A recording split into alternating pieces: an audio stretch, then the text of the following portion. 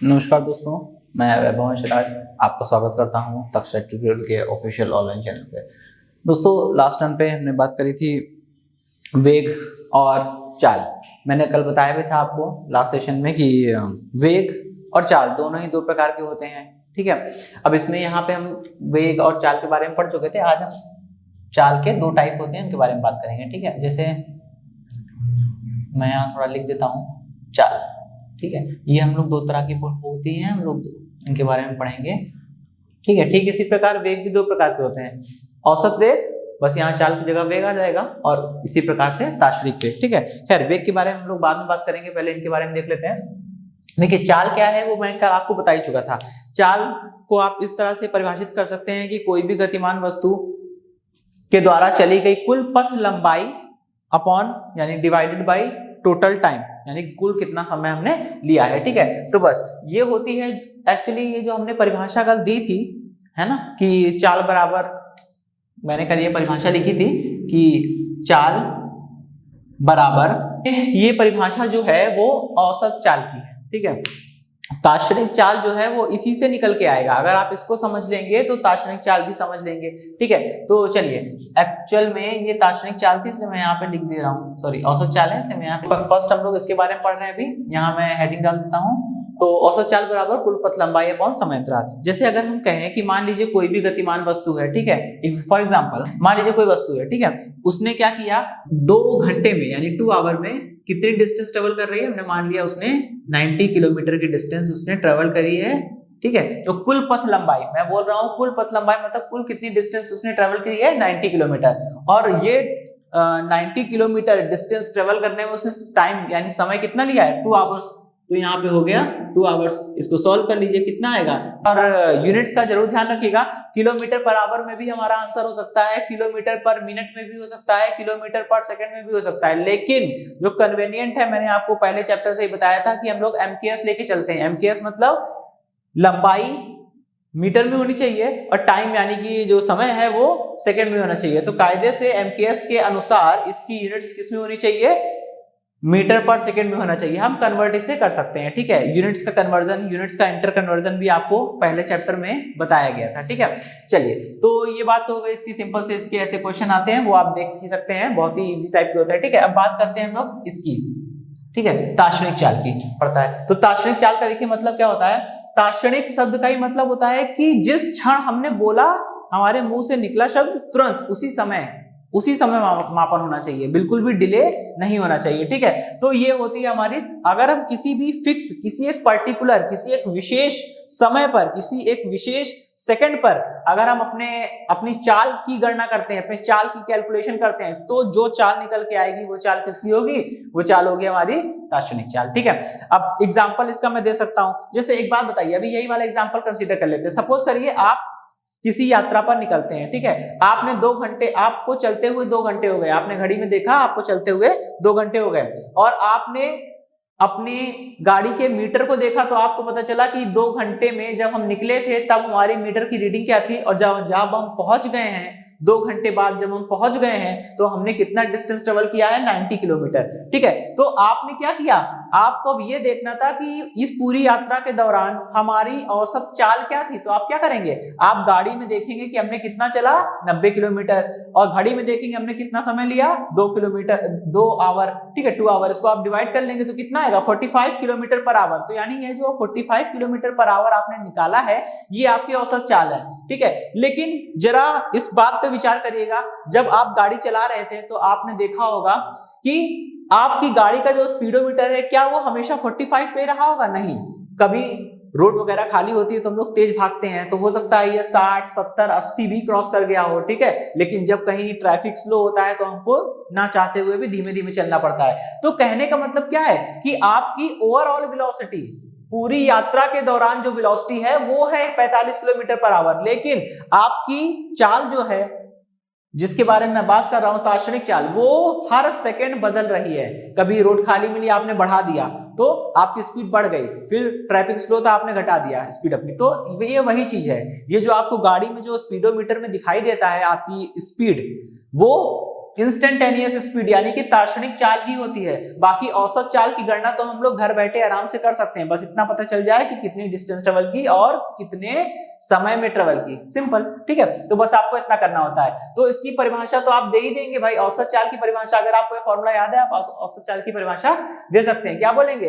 बोलेंगे किसी गतिमान वस्तु के द्वारा तय की गई कुल पथ लंबाई या चली गई कुल पथ लंबाई तथा लिए गए समय अंतराल के अनुपात को, डिवाइड है ना, डिवीजन हो रहा है, के अनुपात को वस्तु की औसत चाल कहते हैं। एक बार फिर समझ लीजिए, किसी गतिमान वस्तु के द्वारा चली गई कुल पथ लंबाई तथा समय अंतराल के अनुपात को औसत चाल कहते हैं, ठीक है। अब ताक्षणिक चाल के बारे में हम क्या बोलेंगे? मैंने बोला कि किसी भी वस्तु की चाल किसी एक विशेष समय पर निकाली जाती है तो उसी को हम लोग ताक्षणिक चाल कहते हैं। तो बस हम क्या बोलेंगे? किसी भी गतिमान वस्तु की किसी विशेष समय पर चाल के मान को उस वस्तु की ताक्षणिक चाल कहते हैं, वो भी उस पर्टिकुलर, उस विशेष समय के लिए, क्योंकि ये हर समय बदलती रहेगी, ठीक है। ओके, चलिए, तो ये तो बात हो गई चाल की। अब हम थोड़ा सा इसी के आगे बढ़ते हैं, ठीक ठीक, ओके। तो वेग भी यहाँ पे हमारे दो प्रकार के हैं, ताक्षणिक वेग, ठीक है। चलिए, अब हम पहले इसको कंसिडर करते हैं, औसत वेग क्या है। देखिए, कल मैंने बताया था कि वेग और चाल में थोड़ा सा अंतर था, मतलब परिभाषा के आधार पे थोड़ा सा अंतर है और वो काफी एक बड़ा अंतर क्रिएट कर देता है, ठीक है। खैर, उसको समझिएगा, इसको बोलते हैं एवरेज वेलोसिटी। तो एवरेज वेलोसिटी, अब देखिए, औसत वेग की बात कर रहे हैं हम लोग। औसत चाल का सूत्र क्या था? कुल पथ लंबाई अपॉन में समय अंतराल।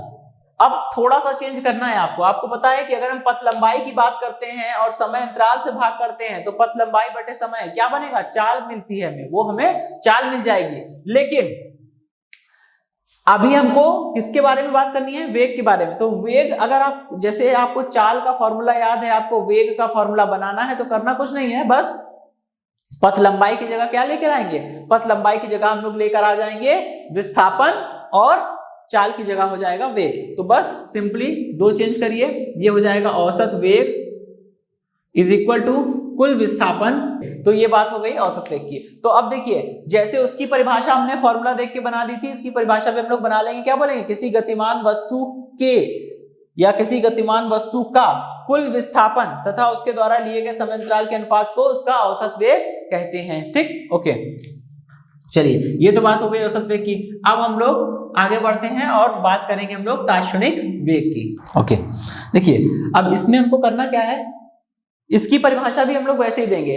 ताक्षणिक चाल क्या थी कि भाई किसी भी गतिमान वस्तु की किसी एक पर्टिकुलर, किसी एक विशेष समय पर जो चाल होती थी उसी को हम लोग ताक्षणिक चाल बोल रहे थे। इसी प्रकार किसी भी गतिमान वस्तु का किसी एक विशेष समय पर जो वेग होता है उसी को हम लोग ताक्षणिक वेग बोलते हैं, ठीक है। चलिए, तो अब जैसे इस पे हम छोटा सा एक, ओके, यहाँ पे ये कोई एक ऑब्जेक्ट है, यानी कोई एक वस्तु है, इसकी पोजीशन है x1, ठीक है।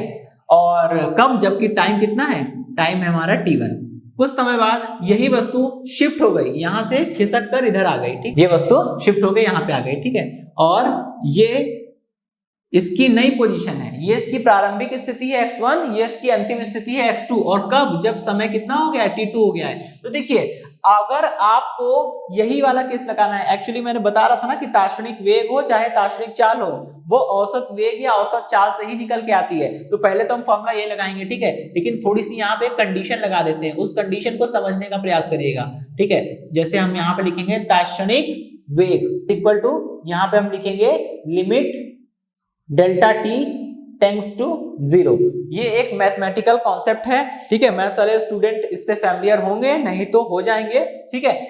इसका मतलब अभी बताता हूं। खैर, तो इसको पढ़ते क्या है? Limit delta t tends to 0। और इसके आगे हम लिखेंगे क्या? इसके आगे हम लिखेंगे x2 minus x1, t2 minus t1।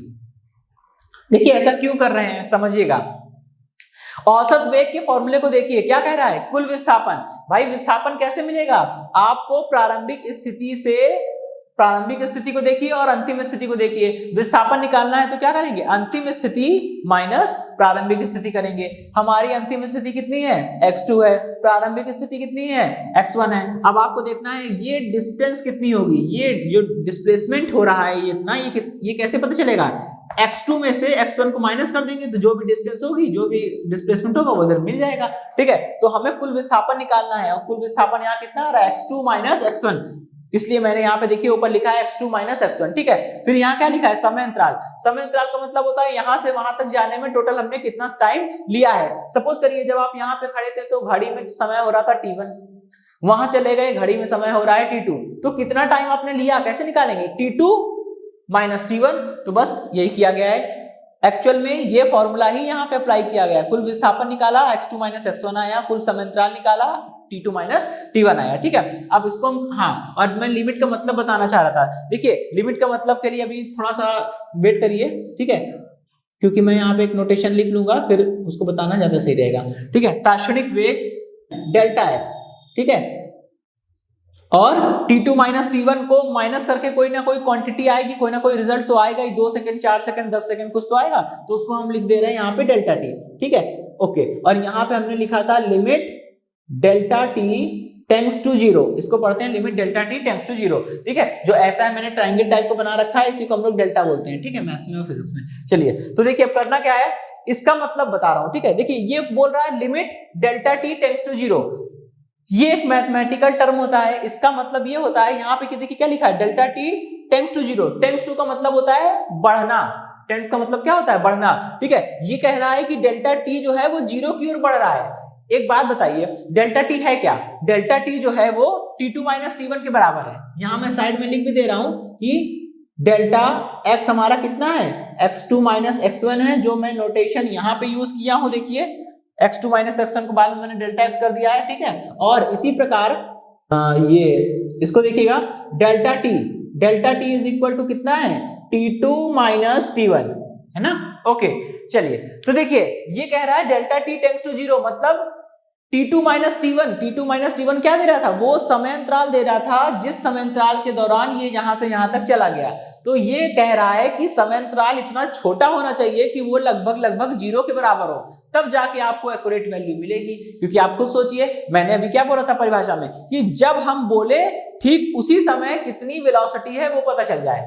ठीक है, तो अगर जैसे मान लीजिए हम अंतर ले लेते हैं, अगर हमारे ये डेल्टा t यानी कि समय अंतराल की वैल्यू अगर 2 सेकंड 4 सेकंड होती है, तो वो रिजल्ट जो आएगा वो उतना एक्यूरेट नहीं होगा, ताक्षणिक वेग के आसपास होगा लेकिन वो इतना एक्यूरेट नहीं होगा। ठीक है, अब इसे कैलकुलेट कैसे करेंगे वो आगे हम देखते हैं। तो ये होता है limit delta t tends to 0 का मतलब कि ये अगर डेल्टा t 0 की ओर बढ़ेगा तो इसका जो रिजल्ट आएगा वो ताक्षणिक वेग के बराबर है। ये एक मैथमेटिकल कॉन्सेप्ट है। ठीक है, अच्छा, अब इसके बाद ताक्षणिक वेग इक्वल टू, देखिए जब भी कभी ऐसा होता है ना कि ऊपर कोई क्वांटिटी डेल्टा के साथ लिखी होती है, नीचे भी कोई क्वांटिटी डेल्टा के साथ लिखी होती है, और लिमिट में वो चीज लिखी होती है, वो चीज 0 की ओर बढ़ रही होती है जो अपॉन में लिखी है, जो हर में लिखी है, यानी जो डिवाइड में लिखी है। यहाँ पे देखिए ऊपर डेल्टा x है, नीचे डेल्टा t है, और नीचे क्या लिखा है, डेल्टा t, और यहाँ पे लिमिट में डेल्टा t 0 की ओर बढ़ रहा है। जब भी कभी ऐसी सिचुएशन आती है तो ये पूरा किसमें बदल जाता है,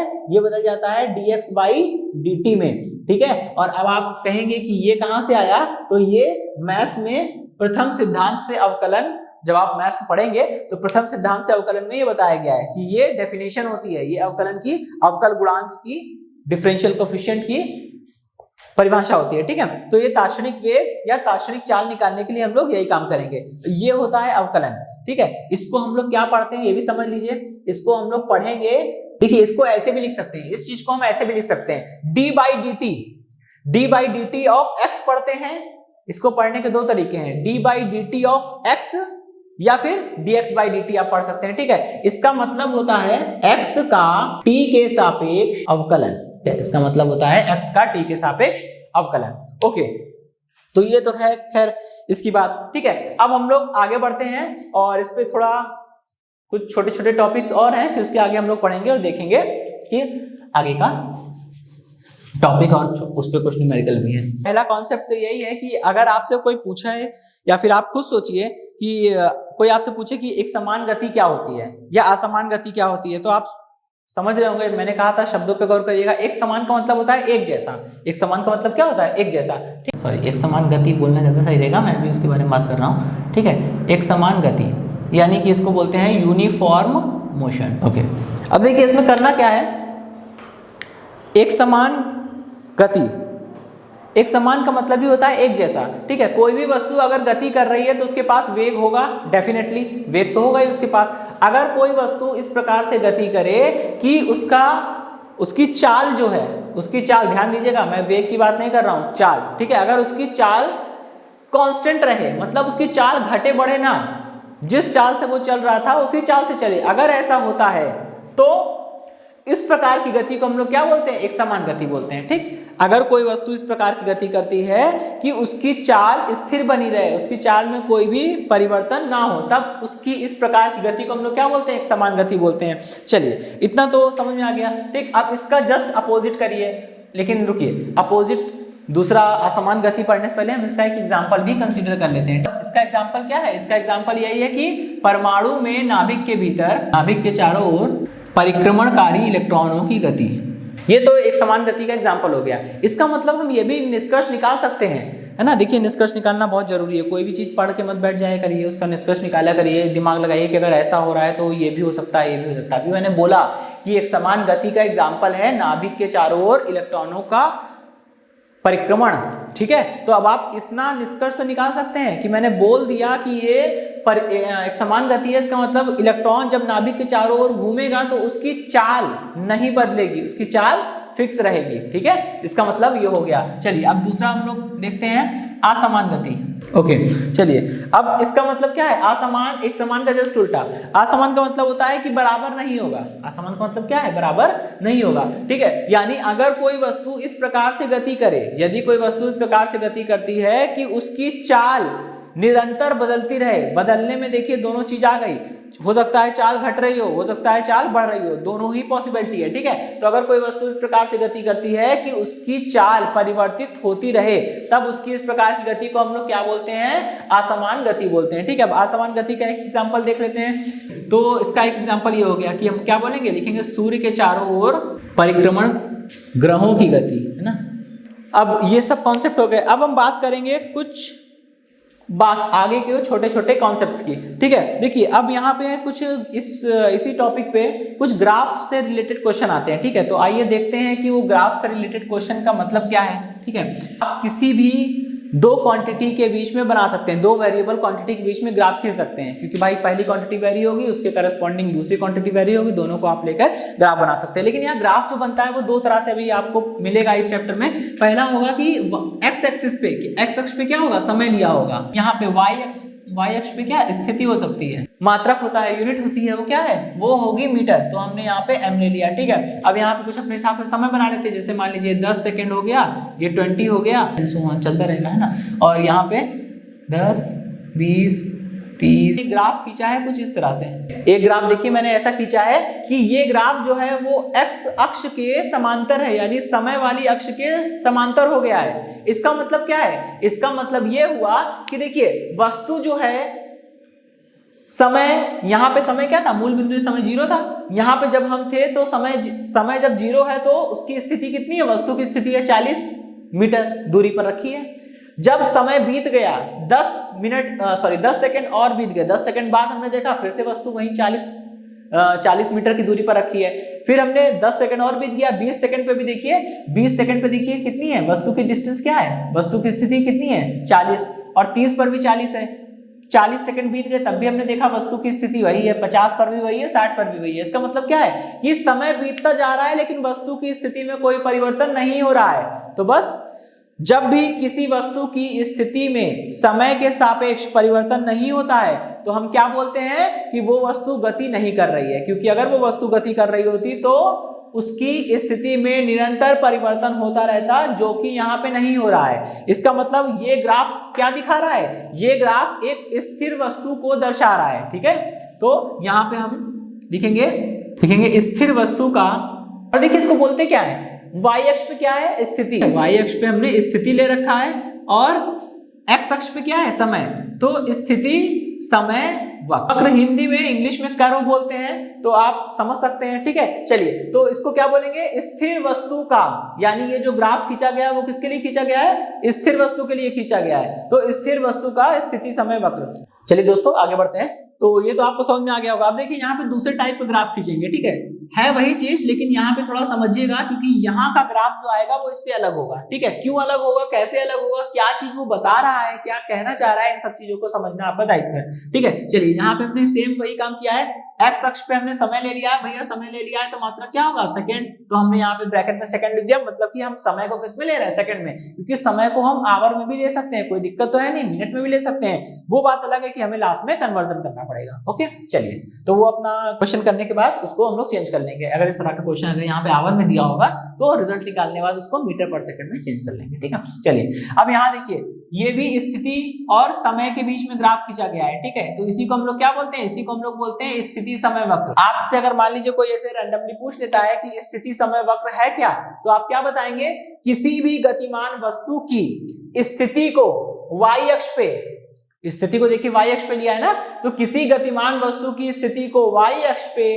तथा समय को x अक्ष पर रखकर खींचे गए ग्राफ को या खींचे गए वक्र को क्या बोलते हैं, स्थिति समय वक्र कहते हैं। एक बार फिर समझ लीजिएगा, किसी गतिमान वस्तु की स्थिति को y अक्ष तथा समय को x अक्ष पर रखकर खींचे गए ग्राफ को स्थिति समय वक्र यानी स्थिति समय ग्राफ या पोजीशन टाइम कर्व कहते हैं। ठीक, ओके, अब मान लीजिए हमने वही काम किया, यहाँ भी हम अपने स्केलिंग कर लेते हैं, 10 20 30, ओके, यहाँ भी वही हो रहा है 10 10। अब ये हमारा मूल बिंदु है, ओरिजिन। ठीक है, हमने क्या किया, यहाँ पे ग्राफ खींचा और वो ग्राफ हमें ऐसे मिला। अब जरा इस ग्राफ को देखिए और इस ग्राफ को देखिए, अंतर क्या है, दोनों ही तो सरल रेखा है ना, दो बिल्कुल सरल रेखा है, क्योंकि सरल रेखा का मतलब होता है बिल्कुल एकदम सीधी हो, वो कहीं से मुड़ी ना हो। ठीक है, जैसे ये सरल रेखा है लेकिन सरल रेखा नहीं है, यहाँ से देखिए बेंडिंग है, तो ये सरल रेखा नहीं है, ये सरल रेखा है लेकिन ये नहीं है। ठीक है, ओके, उत्तर ये आ गया कि ध्यान दीजिए, ये जो पहले वाले ग्राफ में, ग्राफ ए में जो है वो क्या है, वो एक्स अक्ष के समांतर भी है।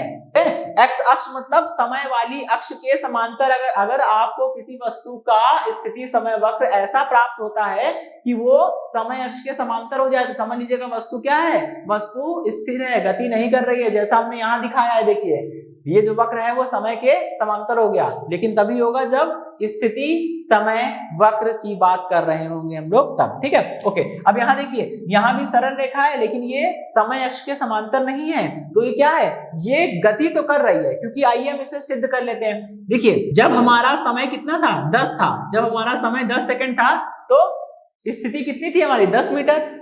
ठीक है, यहाँ पे मैं m ले लेता हूँ, m मतलब मीटर में है, स्थिति हमारी मीटर में, मतलब मात्रा किसका, मीटर ले रहा है। ठीक है, ओके, अब जब देखिए, जब हमारा समय जो है, जब हमारा समय 20 हो गया तो देखिए स्थिति कितनी हो गई, 20 हो गई। हमारा समय 30 था तो स्थिति 30 हो गई। इसका मतलब जैसे जैसे हम आगे बढ़ते जा रहे हैं, जैसे जैसे समय बीत रहा है, 0 सेकंड से 10 सेकंड हुआ, वस्तु की स्थिति 10 हो गई, 10 से 20 सेकंड, 10 सेकंड और बीते, वस्तु की स्थिति 20 हो गई, 10 सेकंड और बीते, वस्तु की स्थिति 30 हो गई। मतलब समय बढ़ रहा है तो वस्तु की स्थिति भी बदल रही है, लेकिन यहाँ पे समय बढ़ रहा था लेकिन वस्तु की स्थिति देखिए 40 40 40, हर जगह 40 मिल रही थी। इसलिए यहाँ पे हम ये कह सकते हैं ये वस्तु स्थिर तो नहीं है। ठीक है, ये वस्तु स्थिर नहीं है, लेकिन ये वस्तु एक समान वेग से चल रही है, क्योंकि अगर ये एक समान वेग से ना चल रही होती तो आपको एक सरल रेखा के रूप में कभी भी प्राप्त ना होता। इस चीज को आप ऐसे समझ सकते हैं। देखिए जरा यहां से लेकर यहां, इस वाले अंतराल के लिए आप इसका वेग निकालिए, इस अंतराल के लिए आप इसका वेग निकालिए, जरा कितना आएगा। देखिए कुल विस्थापन कितना है, 10, कुल विस्थापन कितना है, 10 मीटर, और कुल समय कितना लिया, 10 सेकंड, डिवाइड करिए कितना आएगा, ये आया 1 मीटर पर सेकंड। ठीक है, दैट इज ओके।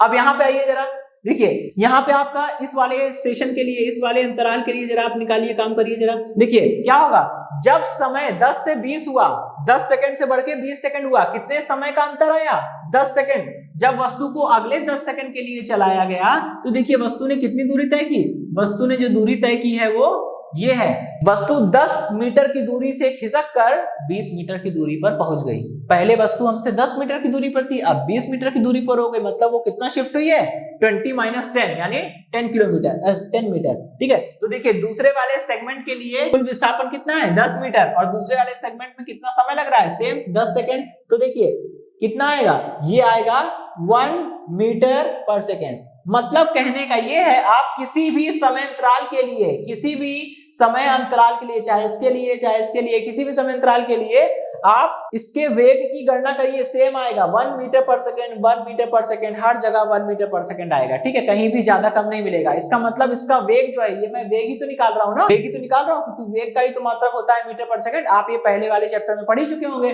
ठीक है। तो हर जगह इसका वेग एक ही जैसा आ रहा है, मतलब इसका वेग परिवर्तित नहीं हो रहा है। जब किसी वस्तु का वेग परिवर्तित नहीं होता है तो वो वस्तु कैसी कहलाती है, वो वस्तु एक समान गति कर रही है, ऐसा हम कहते हैं। चलिए, तो अब यहाँ पे मैं क्या लिखूंगा, इसको मैं रफ कर दे रहा हूँ, वो आपको समझाने के लिए था केवल, ठीक है।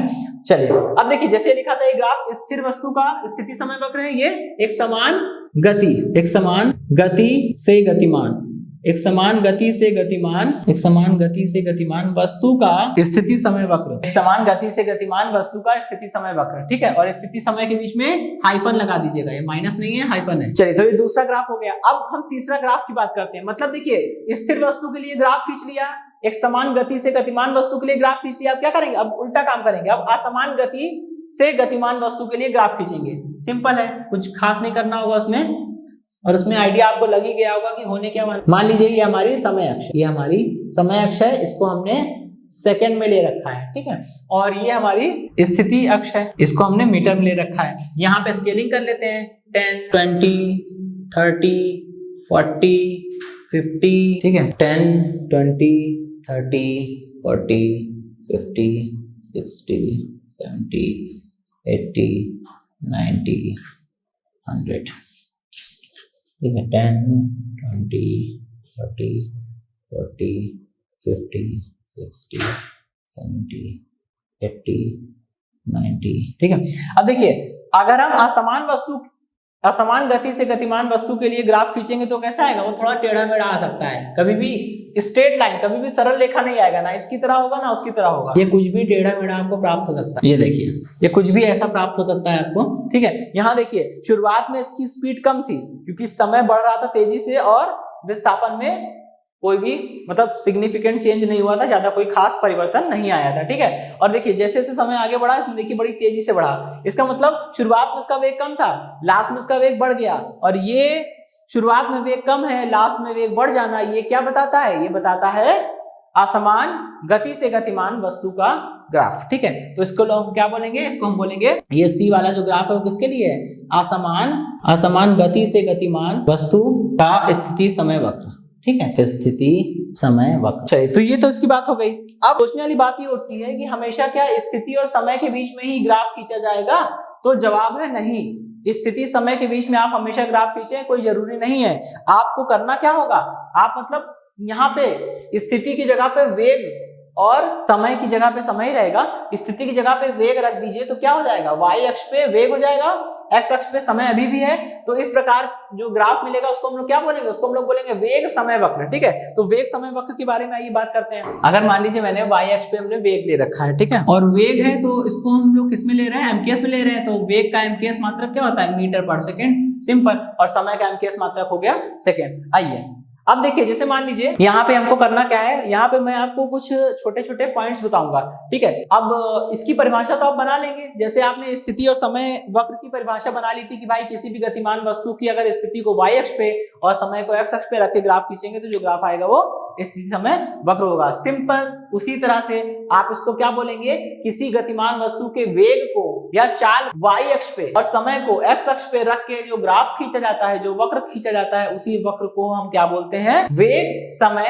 वक्र, ठीक है। और वेग समय वक्र जैसे मान लीजिए आपको किसी भी टाइप में मिले, उसकी कोई दिक्कत नहीं। जैसे मान लीजिए आपको एक वेग मिल गया, ऐसे करके कोई ग्राफ आ गया, ठीक है आपका, अब बस ये ग्राफ मिल गया। अब आपको करना क्या है, इस पे क्वेश्चन बहुत आते हैं। क्वेश्चन में आपसे ऐसे पूछते हैं, एक ग्राफ बना के दे देंगे और आपसे कहेंगे कि इस ग्राफ को देखिए, और आप जैसे पूछ लिया कि t बराबर 20 सेकेंड कहाँ पे है, यहाँ t बराबर 20 सेकेंड से t बराबर 50 सेकेंड तक चली गई दूरी बताइए। मतलब आपसे पूछ रहा है कि जब वस्तु t बराबर 20 सेकेंड पे थी और जब वस्तु t बराबर 50 सेकेंड तक पहुंच गई, तो इस 30 सेकेंड के दौरान उसने कितनी दूरी तय की, आपसे ये पूछता है। दूरी वाले क्वेश्चन आते हैं सीधे, ठीक है। ग्राफ बना के दे देगा, आपको दूरी पूछेगा, तो इसके लिए आपको करना क्या है, आपको कुछ करना नहीं है। देखिए, पहले आपको कहां से चलना है, t बराबर 20 सेकेंड कहां पे है, ये रहा, तो आप क्या करिए, यहां से चलिए और देखिए 50, t बराबर 50 कहाँ है, यहाँ पे, यहां से चलिए। अब देखिए आपको t बराबर 20 से t बराबर 50 के बीच में जितनी दूरी तय की गई है वो पूछ रहा है। तो आपको करना क्या है, आपको ये वाला क्षेत्रफल निकालना है बस। तो यानी कि यहाँ पे हमको ये चीज समझ में आ रही है कि अगर कभी भी कोई वेग समय वक्र दिया हो और वस्तु के द्वारा चली गई दूरी पूछ रहा है तो करना कुछ नहीं होता है, बस इतना करना है कि वक्र, ये जो है आपका ये वक्र है ना, तो आपको बस इतना करना होगा कि वक्र और समय अक्ष, ये रहा वक्र और ये है समय अक्ष, वक्र और समय अक्ष के बीच में घिरे भाग का क्षेत्रफल निकाल लीजिए, वही वस्तु के द्वारा चली गई दूरी होता है। ठीक है, वही दूरी के बराबर हो जाएगा। बस आपको इतना ध्यान रखना है कि टाइम लिमिट्स, जैसे आपसे बोल रहा है कि t बराबर 20 से t बराबर 50 तक के बीच में, इस 30 सेकंड के बीच में आपने कितनी दूरी तय की, हम वो जानना चाहते हैं, ना कि इससे पहले और ना इससे बाद। तो करेंगे क्या, इतना हिस्सा केवल कवर करेंगे, अब इतने हिस्से का एरिया निकालेंगे हम, वो हमारा काम है। ठीक है, खैर तो इस पे डायरेक्ट क्वेश्चन आते हैं। तो आइए कुछ क्वेश्चन देख लेते हैं। तो यहाँ पे देखिए मैं पहले ग्राफ बना देता हूँ। 10, 20, 30 ने समय लिया है, हमने x अक्ष पे क्या लिया है, समय लिया है, और समय लिया है और उसका मात्रा क्या है, सेकंड, हमने समय को सेकंड में ले रखा है। और यहाँ पे हमने y अक्ष पे क्या लिया है, वेग लिया है। यानी ये कौन सा वक्र होगा, ये होगा हमारा वेग समय वक्र, क्योंकि यहाँ पे y अक्ष पे वेग है इसलिए वेग समय वक्र, स्थिति होती तो स्थिति समय वक्र। ठीक है, खैर अब यहाँ पे स्केलिंग कर देते हैं। ये है 5, ये है 5, ये है 10, ये है 15। सबसे पहले कि ये ऐसा ग्राफ बना हुआ है।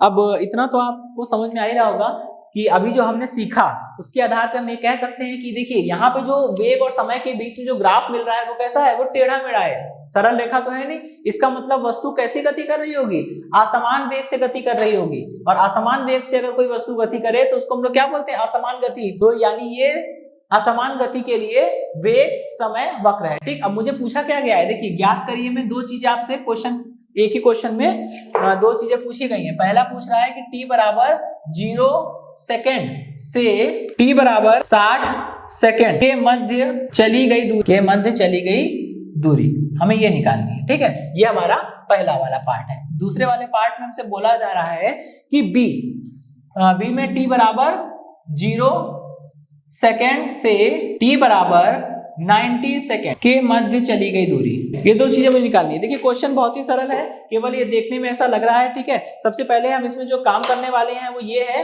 कि हम इसमें नंबरिंग कर देंगे। नंबरिंग कर देंगे मतलब हम पॉइंट्स को कुछ नाम दे देंगे। सपोज करिए ये हमारा पॉइंट O है, इसको हमने A बोल दिया। ठीक है, इसको हमने B बोल दिया, C बोल दिया, D बोल दिया।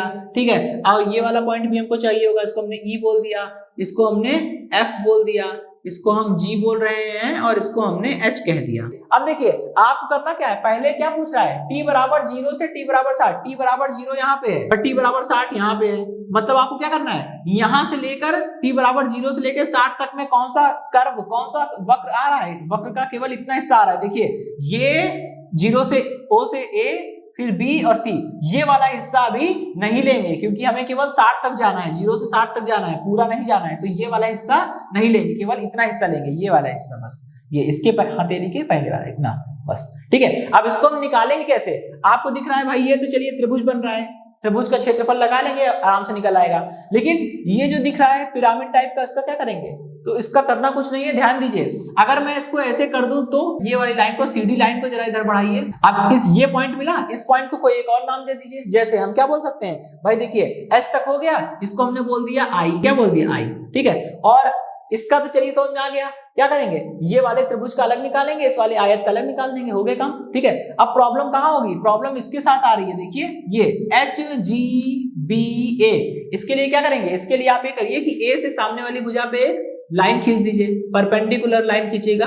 ये देखिए अब इसका भी मैटर शॉर्ट आउट हो गया। इस पॉइंट कुछ मान लीजिए I के बाद, अब हम अगला पॉइंट J मान लेते हैं। ठीक है, अब देखिए अब हमको इतने हिस्से का O A B C F O, इतने हिस्से का, केवल ये इतने हिस्से का हमको क्षेत्रफल निकालना है और हम निकाल लेंगे। ठीक है, कैसे, पहला इस त्रिभुज का क्षेत्रफल प्लस इस आयत का क्षेत्रफल प्लस इस वाले बड़े वाले त्रिभुज का क्षेत्रफल, फिर इसका क्षेत्रफल और फिर इस आयत का क्षेत्रफल, और काम खत्म। ठीक है, बस हमको यही करना है।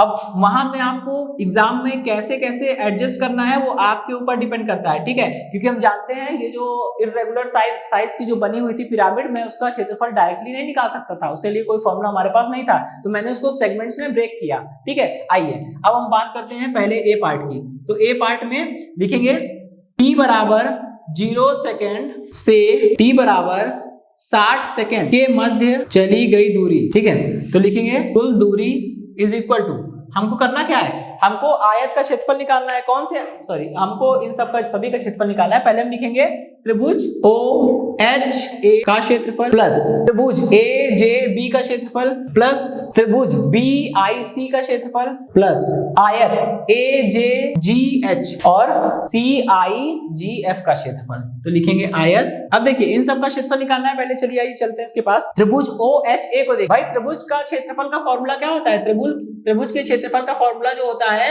वो होगा 1/2 आधार इंटू ऊंचाई। ठीक है, तो हमको यही कॉन्सेप्ट लगाना है यहाँ पे। चलिए, तो सबसे पहले 1/2 इस त्रिभुज की बात कर रहे हैं OHA, 1/2 आधार कितना है, आधार है इसका OH की वैल्यू हम डायरेक्ट रख देते हैं वरना कैलकुलेशन हमारा लंबा हो जाएगा। कितना है ये 20, तो ये हो गया 20 और इंटू में ऊंचाई रखनी होती है। ऊंचाई कितनी है, ये ऊंचाई रही कितनी है 10, तो प्लस इसका तो क्षेत्रफल हो गया। अब त्रिभुज AJB की बात करते हैं। AJB का वही फॉर्मूला, त्रिभुज का क्षेत्रफल 1/2 आधार कितना है भैया 20। ठीक है, और ऊंचाई कितनी है, देखिए J से लेके B तक कितनी ऊंचाई है, ये देखिए B 25 पर है और J 10 पर है। कितना डिफरेंस आएगा 15 का। प्लस अब हम बात करेंगे त्रिभुज BIC की। त्रिभुज BIC के लिए भी वही फॉर्मूला लगेगा, 1/2 आधार इंटू ऊंचाई। आधार कितना है, आधार है हमारा 20 और ऊंचाई कितनी है I और B किस पे है 25 पे, ये किस पे है 15 पे। प्लस आयत, कौन सा आयत है AJGH, इस आयत का क्षेत्रफल कितना होगा भैया, आयत का क्षेत्रफल लंबाई गुणा चौड़ाई होता है। लंबाई कितनी है इसकी, लंबाई है इसकी देखिए 10, चौड़ाई कितनी है 20, तो 10 इंटू 20। अब लास्ट में बचा कौन सा, ये वाला आयत। इस आयत का क्षेत्रफल वही लंबाई गुणा चौड़ाई, चौड़ाई इतनी, चौड़ाई 20 है, लंबाई कितनी है 15, 20 इंटू 15। चलिए अब इसको सबको कैलकुलेट कर लेते हैं। देखिए 2 से कटेगा 10 बार में, 2 से कटेगा 10 बार में, 2 से कटेगा 10 बार में, बाकी सब एज इट इज रहेंगे। जोड़िए जरा कितना आएगा, 10 को 10 से मल्टीप्लाई करेंगे 100 आएगा, प्लस 10 और 15 को मल्टीप्लाई करेंगे 150 आएगा, प्लस 10 और 10 को यहाँ मल्टीप्लाई करना पड़ रहा है 100 आएगा। इधर देखिए 10 20 इंटू करेंगे तो 200 आएगा और ये 20 और 15 करेंगे तो आएगा 15 दूनी 30 0। ठीक है, इसको जरा जोड़िए, 2 300 200 500 600 और ये 700 850 दूरी है ना, ये दूरी है। और जरा ध्यान दीजिए हम लोग ने सब कुछ MKS में लेके चले थे, MKS, तो जो दूरी का मात्रक आएगा वो भी MKS में होगा। और दूरी का MKS में मात्रक क्या होता है, ये होता है मीटर। दूरी का MKS में मात्रक मीटर, तो ये मीटर आ गया। ठीक, अब हम B वाला पार्ट करते हैं, ये समझ में आ गया होगा। ठीक है, अभी मैं इसको रफ करता हूँ।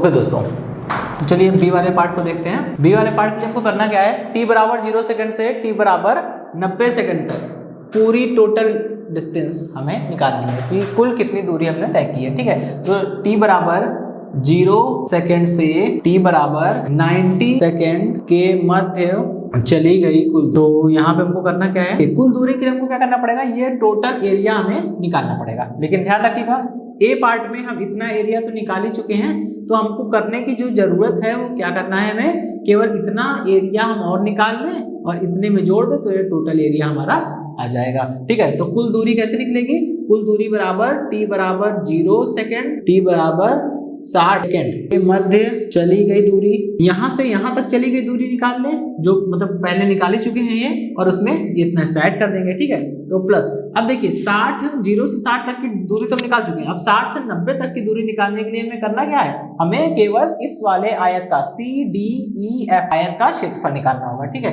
तो यहाँ पे लिख देंगे आयत CDEF का, ये वाले A वाले पार्ट में हमारा आंसर क्या आया था 850। ठीक है, 850 मात्रक हम बाद में लिख देंगे।